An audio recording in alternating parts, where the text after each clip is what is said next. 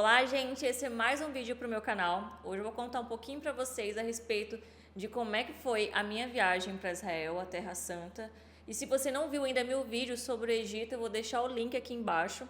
E se inscreva aqui no canal para você acompanhar um pouco dos bastidores de uma profissional de arquitetura e também desse perfil aspiracional que a gente está construindo essa história da Tina Amorim. Pessoal, para quem acompanhou o primeiro vídeo sobre o Egito, logo quando a gente saiu do Egito, a gente fez o caminho do Êxodo. O caminho do Êxodo é aquele caminho onde Moisés percorreu com os escravos logo quando eles foram libertados do Egito e que teve até uma perseguição do faraó e que a gente fez todo esse caminho de ônibus e foi uma experiência incrível porque a gente passou por todo aquele deserto e, gente, tinha tanta assim história ali porque a gente foi com um guia que falava assim o português. E chegando em Israel, onde a gente ficou ali em Tel Aviv, sabe? A gente começou a fazer o tour sobre os lugares ali onde Jesus Cristo percorreu e também a respeito da história de Israel. Na verdade, gente, foi cerca de uns 6 dias e a gente passeou por muitos lugares. A gente fez todo um roteiro. Então, a primeira indicação é que você, de repente, faça um roteiro dos lugares que você quer visitar. E na época que a gente foi, a gente tinha muita questão do Hamas. Então, ali mais no norte de Israel, a gente não visitou certos lugares. E a parte ali do sul, a gente conseguiu visitar grande parte ali de onde tem as histórias de Jesus Cristo, a respeito do Mar da Galileia, onde eles simbolizam ali a parte onde Jesus Cristo ressuscitou e removeu a pedra e outras coisas afins. Então, eu queria fazer um pouco das minhas observações a respeito da arquitetura, a respeito do local e também algumas dicas de viagem. Então, saindo de Tel Aviv, a gente foi para Israel. Diferentemente do Egito, que a gente tinha saído de Cairo e fomos para Israel, Israel é uma terra totalmente próspera, só que ela é totalmente desértica. Então, a primeira coisa que me impressionou foi os canais de irrigação que eles têm lá. Então, cada plantinha lá tem um ponto de gotejamento muito específico. Então, tudo que eles produzem lá de alimentos é algo muito calculado. Diferentemente aqui do Brasil, que a gente tem abundância tanto em flora, fauna e também em água. Outro ponto bem legal é que a gente foi ficar num resort.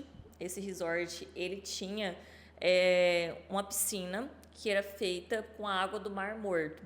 Para quem conhece um pouco a história do Mar Morto, sabe que ele é rico em sal e faz com que a gente boie, né, ali na água. Isso foi bem interessante porque foi num resort perto ali do Mar Morto e foi um dos primeiros lugares onde a gente parou para curtir um pouco.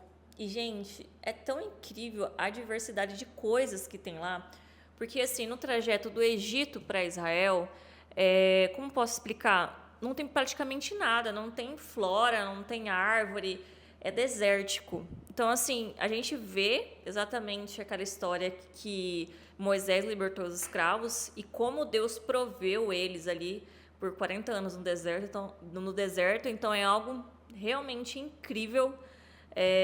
Mas também quando você chega hoje em Israel e você vê toda aquela fartura de alimento, aquela fartura que eles têm, aquela capacidade de produzir qualquer coisa lá, por mais que não tenha a matéria-prima, é ainda mais incrível.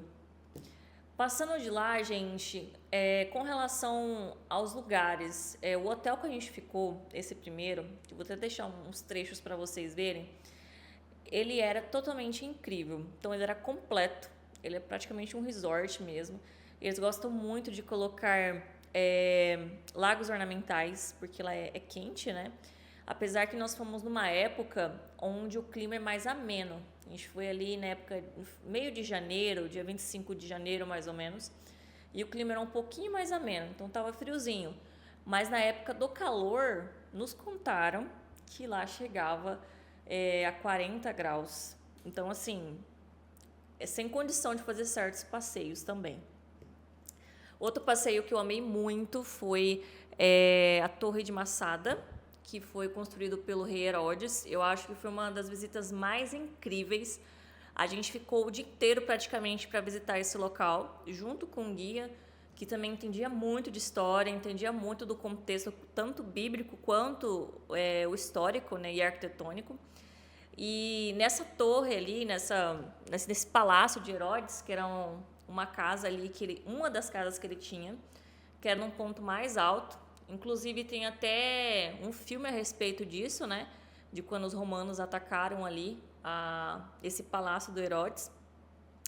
E é incrível como a riqueza era muito materializada, as coisas que eram palpáveis. Hoje a gente ainda percebe isso, né? Eu acho que a gente vê um comércio, uma pessoa, um empresário, pela solidez de às vezes ter lojas físicas, né?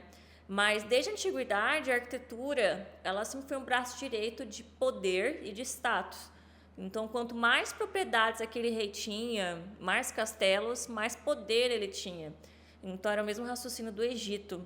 Quanto maior a pirâmide, maior também era o poder daquele faraó. E aí o rei Herodes fez, nesse palácio, gente, tinha sauna, tinha uma área de jogos, era praticamente uma mansão de antigamente, uma mansão da época, né, de antigamente. E eu fiquei encantada. Eu acredito que do lado arquitetônico foi incrível, incrível mesmo. Eu acho que foi um dos melhores passeios que eu tive.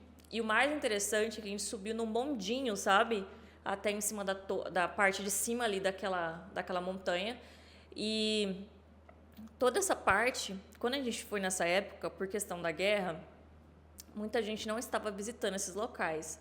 Então foi bem bacana, porque a gente foi o primeiro grupo a visitar essa parte ali e tinha menos pessoas. Então a gente teve mais facilidade de fazer os passeios.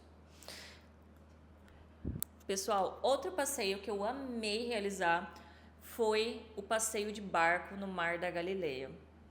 Quando a gente ouve falar sobre mar, né, a gente imagina o mar que nós temos, né, o Atlântico, né, ali, né, aquela imensidão. Mas na verdade o Mar da Galileia, ele parece ser um grande lago.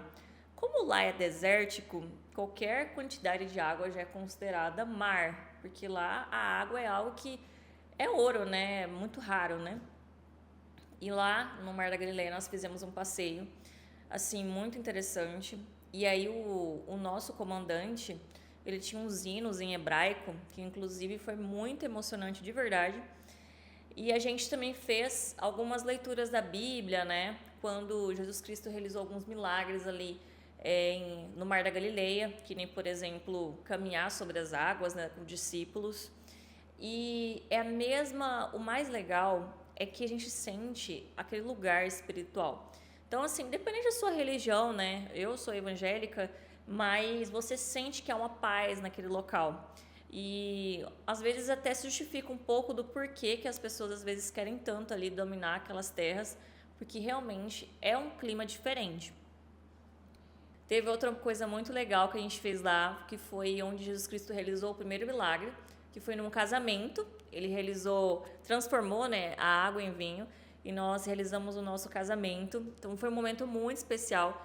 Tinha alguns pastores lá, a gente fez a cerimônia numa capela ali do lado. Eles nos explicaram, né, que para casar naquela catedral mesmo em si, tinha um tipo de religião, um ritual, né, para ser feito. Mas foi muito especial. Então, nesse dia, quando eu saí do hotel, eu levei tudo. Eu levei a roupa, né, uma roupa branca, o salto, me maquiei para tirar as fotos. E foi muito, muito legal. Foi um momento muito único.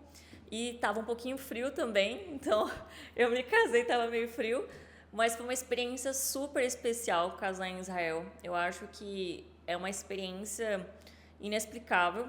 Além do meu casamento que eu tive aqui, né, no Mato Grosso, mas em Israel foi um clima diferente. Teve vários lugares que a gente visitou que foi um pouco mais relacionado ao lado bíblico, né? Então, por exemplo, quando Jesus Cristo escolheu Mateus, que era aquele comerciante, a gente passou ali por Cafarnaum, que é naquela região onde tinha muitos comerciantes.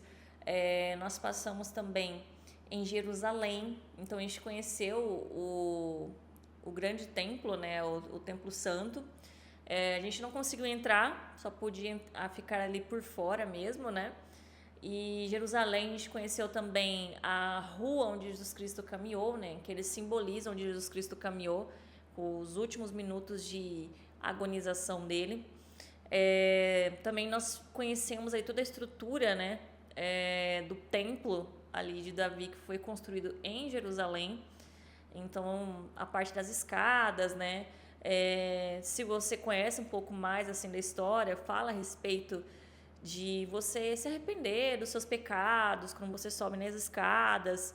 Então, foi algo assim, uma experiência bem singular, né, independente da sua religião. E é um local que lota muito. Outra coisa interessante é que a gente foi no Muro das Lamentações, que é um muro grande, onde a gente não pode chegar perto do muro. Na verdade, não pode chegar. A gente não pode sair de perto do muro de costas. A gente tem que sair andando como posso dizer, andando para trás, né? Caminhando para trás. E um fato interessante, gente, que eu fiquei muito impressionada, é a quantidade de adolescentes e jovens que vão para a guerra. Então, assim, eu estava ali no Muro das Lamentações e tinha um batalhão ali, jovens de 16, 17, 18, sabe? Super novos, armados. Então, todos eles vão para essas guerras. Eu acho que foi um fato, assim, que me mexeu muito comigo. Esse amor, né? A nação ali, que a gente já acompanha desde os tempos bíblicos, né? Para quem conhece ali a história de quando os escravos foram libertos, com a conquista de Canaã, toda a terra de Israel, quantos anos se levou, né, para Josué conseguir conquistar todas essas terras? E até hoje eu vejo que eles guerreiam com unhas e dentes a respeito disso. E também a gente percebe a respeito dos judeus, né, o quanto que houve uma perseguição em relação à religião deles, né? E é algo assim que eu não vou me aprofundar muito porque, como posso dizer, não é algo que eu consigo falar com autoridade. Mas eu falo assim, quando você leva um guia, é completamente diferente. Essa é a verdade. Então ele vai te explicar tudo o que acontece lá. E teve vários momentos de reflexão. E outra coisa que eu gostei muito em relação à arquitetura são as estruturas, que tudo era feito de rocha mesmo, então tudo era sólido. Eu fico imaginando quanto tempo eles levavam para construir aqueles castelos, as ruas, os palácios. E até hoje está assim, claro que levou um desgaste com o tempo, mas continua sendo lindo e espiritual. Pessoal, eu acho que é basicamente isso. Acho que os pontos que eu mais gostei da viagem, queria resumir um pouco mais. Mas Israel é uma mistura assim, de cultura, de economia, eu acho principalmente, porque eles nos ensinam que mesmo que eles não tenham aquela abundância de água, eles conseguem produzir. Então, a tecnologia lá é extremamente avançada para quem é agricultor. E com relação à arquitetura, gente, é tanta coisa bonita em relação à arquitetura que a gente vê que a arquitetura, ela conta a história dos nossos antepassados. Conta aqui embaixo se você está se organizando para ir para Israel e qual a sua dúvida e o que você achou desse vídeo. No próximo vídeo eu vou falar um pouquinho para vocês sobre a minha ida para Grécia, Atenas, que foi pós-Israel, e eu quero que vocês acompanhem muito lá.